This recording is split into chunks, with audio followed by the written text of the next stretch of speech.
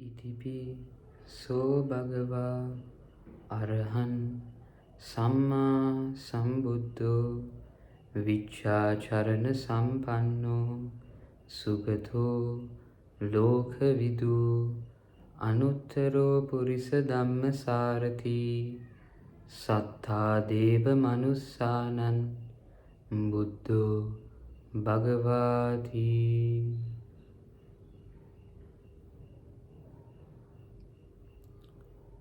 Today, I want to talk about following our mind and being in alignment and the differences between these two. Because in the Buddha Deshana, we talk about something called kelis, tanha. What is that? Raga, dvesha, moha. In English, if you take it in simple terms, raga means desire, dvesha means anger, and moha, the general translation, is delusion. And it's basically these three poisons, these three fires, which kind of always runs within our mind. Yeah. So throughout the day, we have raga, dvesha, moha at different points popping up in different ways. And the root cause for raga, dvesha, moha itself is avidya. So let's talk a bit about avidya. If you refer to the previous videos, you would see that avidya itself is taking the world to be, in one way to look at it, a very easy way to look at it is taking the world to be something which is nichai, sukhai, attai, that is to your liking, to be happiness, to be valuable, when in reality everything of the world is anicca, dukkha, anatta, not to your liking. It is dukkha, but not the kind of sadness you think, but an inherent factor of negative, of dukkha within it, and because of that, it is not valuable. So when we take certain factors within the world, by the world, I mean the external world, outside we see over here, and our internal world. Taking either of these two to be valuable, to be sarai, attai, is in itself avidya. So in very simple terms, the practice of vidarshana is breaking this down. Yeah, is actually going into it, taking a deep look into it, and seeing if all these factors we take as valuable, if they're actually valuable or not. So throughout the day, we are going to be functioning under raga, dvesha, moha. That is normal. Yeah. So everyone functions within some of these three factors, because there are so many patterns, there are so many attachments we have to. And I don't necessarily mean like materialistic attachments, to like, I don't know, like scents, smells, TVs, phones, even like tastes. Yes, sure. When you start off this vidarshana and when you start exploring materialistic, like, in this kamaloka, materialistic, worldly kind of, external worldly kind of attachments, is what most people talk about. No, is what monks also. I don't mean all monks, but I mean in general, as a culture, that's what we've been led to believe, ne? Yeah, attachment to maybe a person, a house, a car, ඔය වගේ දෙයක් නේ. But as you go deeper, I think a bit of chittanupassana, that is mindfulness, that is mindfulness of the avidya, of the chitta, of the mind itself, you start seeing how you are attached to certain concepts, For example, say, being in situations where you are right, when you are proved to be the person who gets it right, when you are proved to be the person who is effective, who is efficient. Yeah. So when you're put into scenarios where you're not really efficient, then there is dvesha towards that particular thing. There is dvesha, that is, there's a bit of hate, there's a bit of anger, there's a bit of like no towards that when you become that particular thing. For example, say if you are an individual who functions very well and you are in a situation you can't really function, now there's dvesha towards that particular moment. There's raga towards the person who is functioning well, who is doing well, who is performing well, maybe in his job, maybe with his friends, with his family, with his social life, with his mental health, whatever. Yeah, and we have this attachment, even when we sit down in meditation, of how, a certain meditation is supposed to go.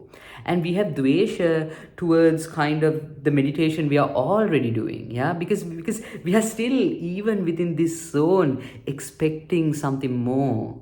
Yeah, so constantly our mind is kind of selling us this lie, and I talked about this in other videos also, telling us it's greener on this side, it's better if it was this way, this is what it should be. And because of that, constantly what we do is we run away from this present moment, we go to another moment, we hope we get this other moment, and we attach ourselves to this other moment where we see is valuable, and we are constantly in a pursuit of happiness. And this pursuit of happiness itself is an illusion, because even though once you get there, you become happy for a while, again your mind's going to sell you another lie, and you're going to be in pursuit of that, and then another one, and it's constant pursuing. And this itself is a massive form of dukkha. It's this constant hunger where you are going and never stopping. Okay, so that is an overview of what raga dvesha moha is. Now, the other factor I wanted to talk about is alignment. And alignment is something interesting, yeah, because if the mind itself is made up of avidya, of raga, dvesha, moha, then what really can you trust? Yeah, as you're going in this path, your biggest enemy, the biggest villain here is the mind in itself. Yeah, so that itself, what was very close to you, what you took refuge in all throughout samsara, and probably before you fell onto this path also, has been the mind. And now this itself, you are starting to question and be like, oh my gosh, there is really a problem here. I am deceived every moment of the day from this entity called the mind. And you start to see that more and more. So then how can you trust yourself? What do you trust? What do you align with? A few years ago, I kind of noticed that my approach usually to vidarshana would be something very analytical, because logic was something I could get behind.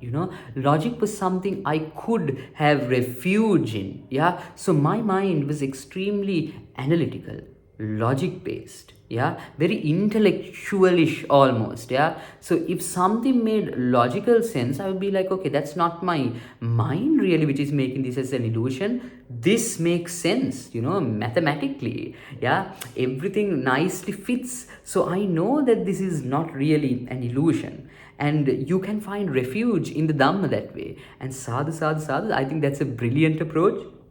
And I think that worked for me brilliantly. But also there's this other factor to it, and that is being aligned. Now, I feel like this is a difficult topic to talk about, because I don't know how you can write something like this. But there is something called the Buddha Shakti, this Buddha energy which was there. It's this potent energy, this really potent energy which will lead you to Nibbana. I think I've talked a bit about this before in other videos. I'm not going to completely go into this in this video. But so there is universal energy and there is Buddha energy. And both these factors kind of exist. Most spiritual practices kind of go into this universal energy, the energy of the universe. Yeah. But the energy of the universe itself is an energy of existence.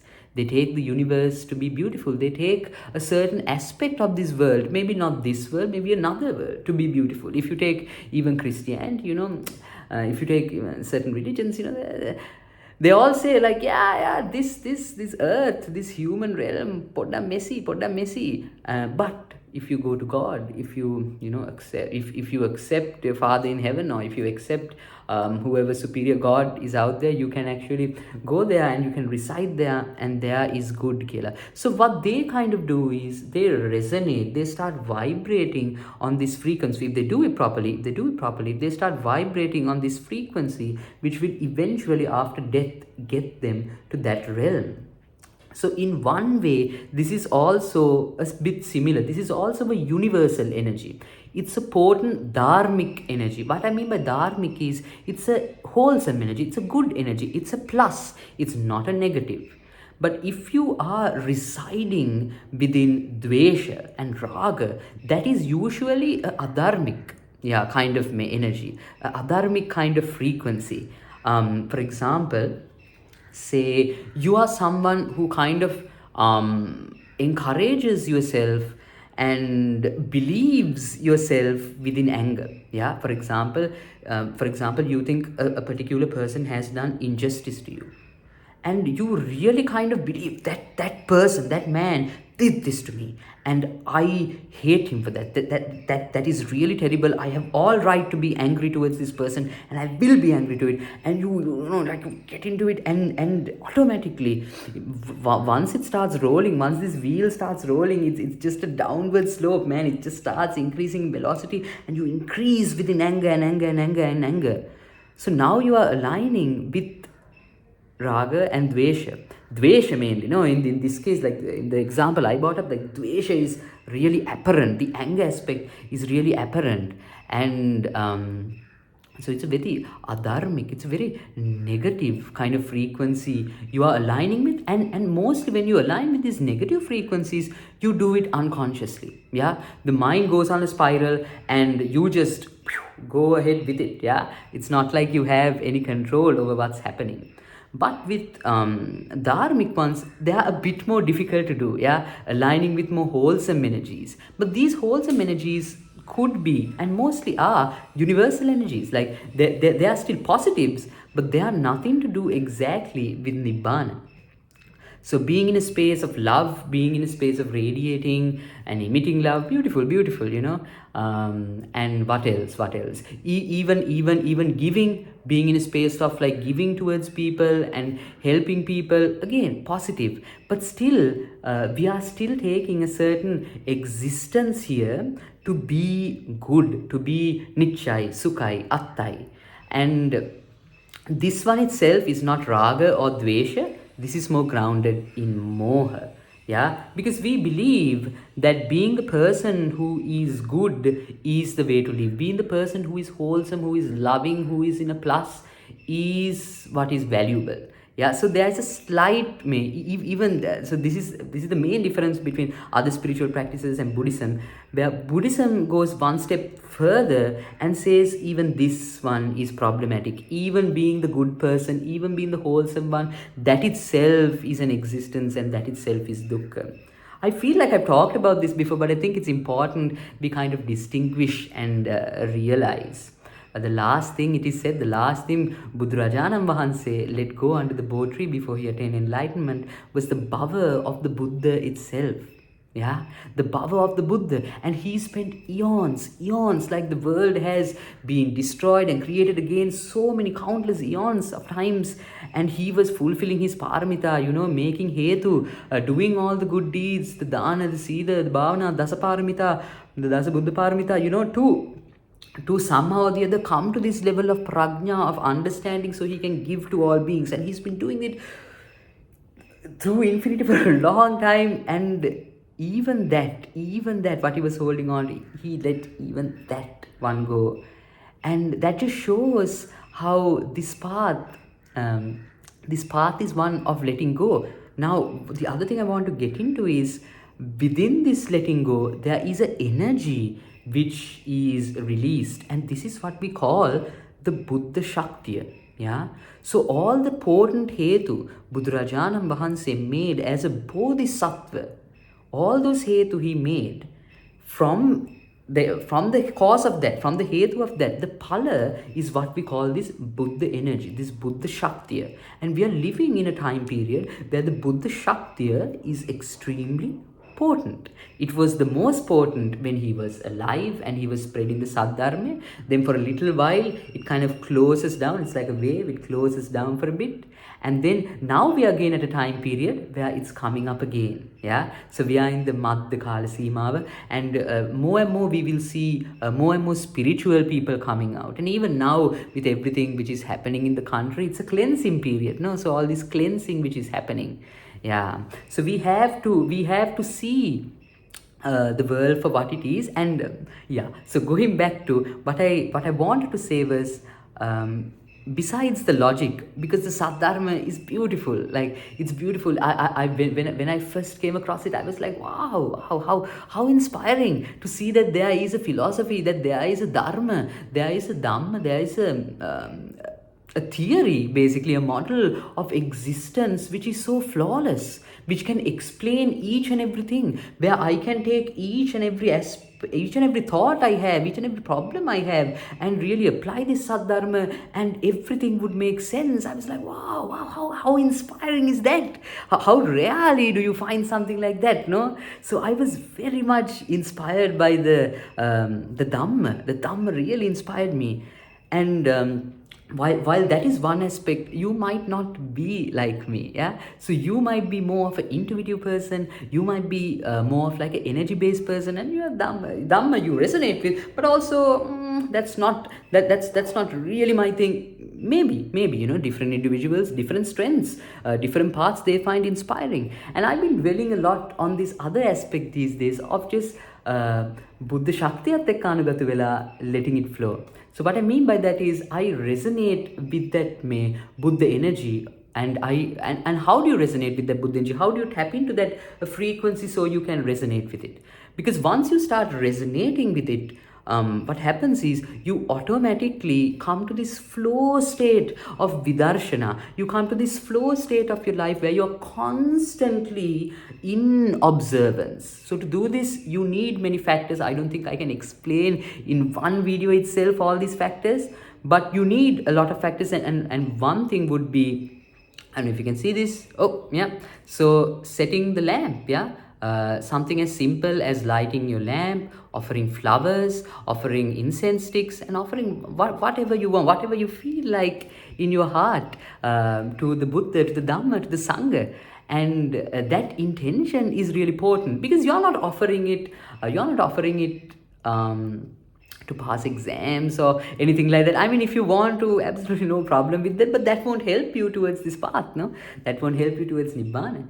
But if you offer it with a pure heart, with an honest, pure heart towards Nibbana, towards going on this path, towards getting out of this delusion, out of this lie, out of your dukkha, which our minds itself has created, you will automatically vibrate on the frequency of the Buddha Shakti. And since it is potent, you will vibrate on it, and it will kind of automatically almost lend your hand and guide you, almost help you to stay within this frequency of Vidarshana. Yeah, so this is where the Shraddha aspect comes in. The Pancha Bala, the five, what are the five which can help you on your path? The five spiritual faculties: Satya, Samadhi, Shraddha, Prajna, and Virya. And all these factors can be developed in certain people. Some factors have to be developed, and some factors, you can put attention on.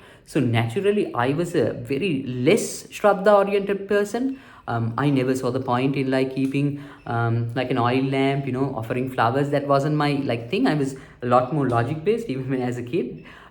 So I realized this Shraddha aspect I need to work on. I need to get better at it, and I did. Yeah.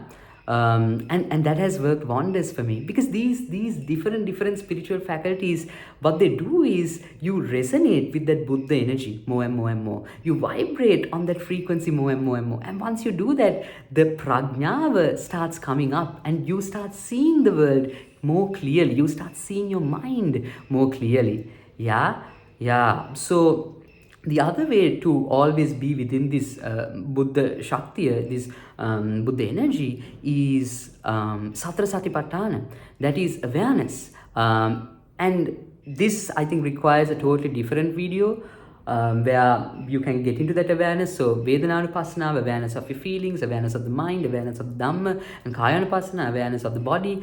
And again, it goes deeper, but we'll get to that in a different video. But in general, being in that awareness, and by awareness, it doesn't necessarily mean awareness of your breath, awareness of your awareness of did I forget the keys to the car? No, it's not that satya, it's not that awareness. More than that, awareness of this avidya, awareness of the triggers, awareness of the pain, awareness of the negatives, the positives, awareness of where we need the work to be done almost, yeah, awareness of the orbs, yeah.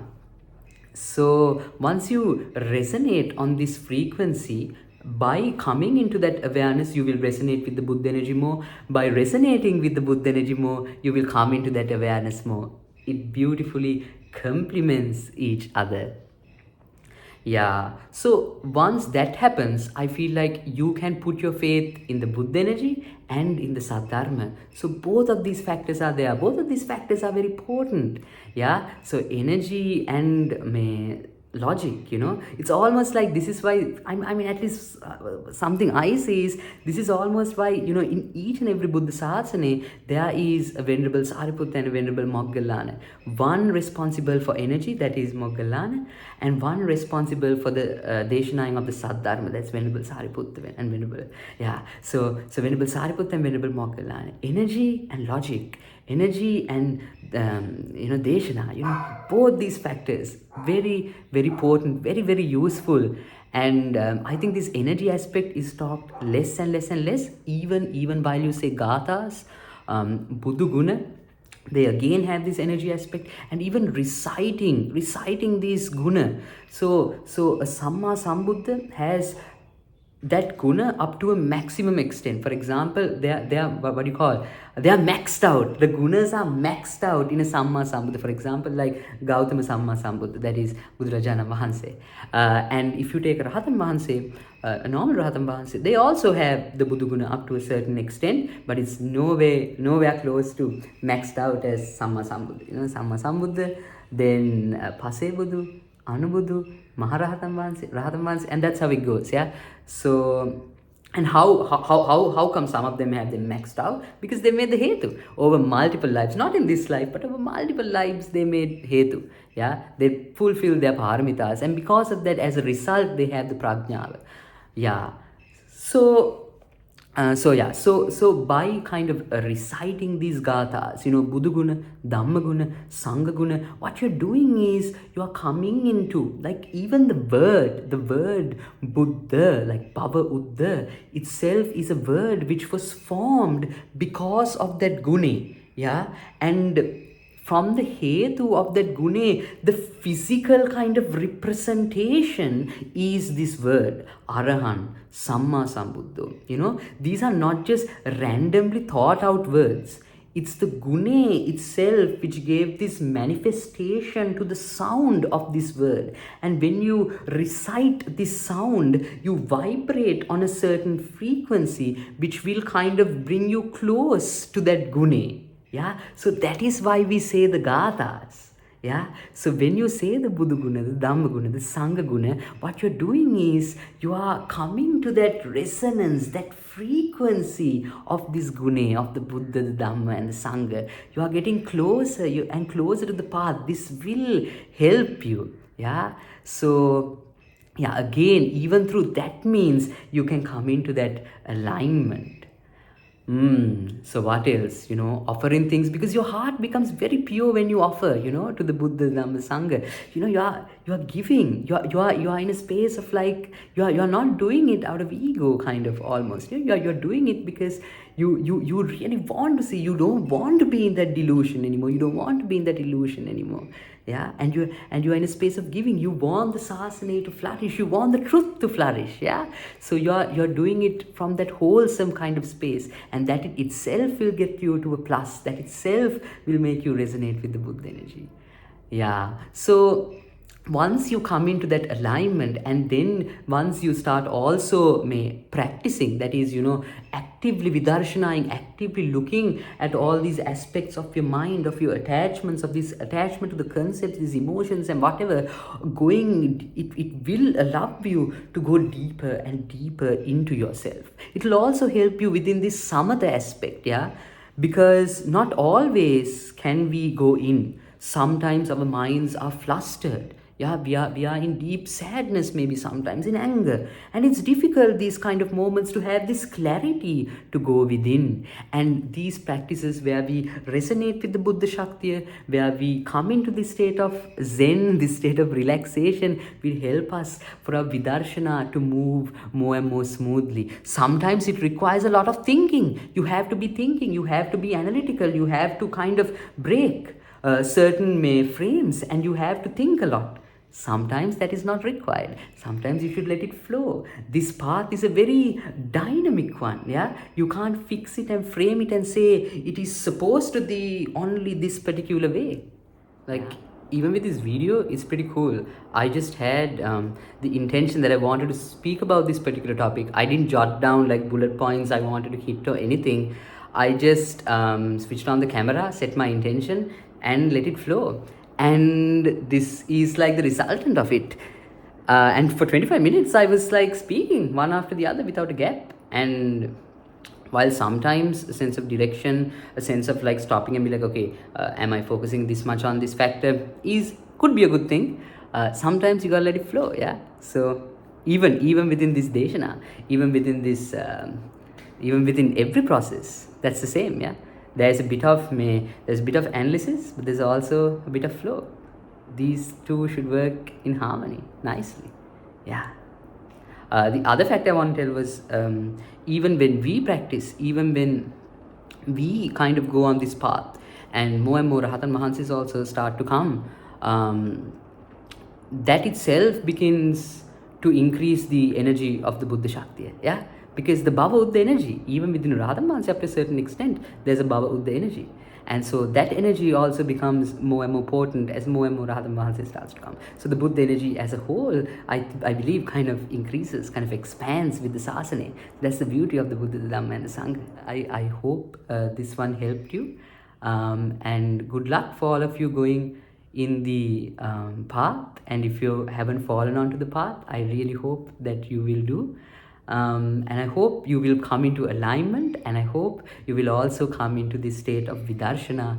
And yeah, so sotapanna palen niduk vetva, sakurdagami palen nirogi vetva, anagami palen suvapat vetva, arihat palen dukim midetva, nivan dakitva, nivan dakitva, nivan dakitva.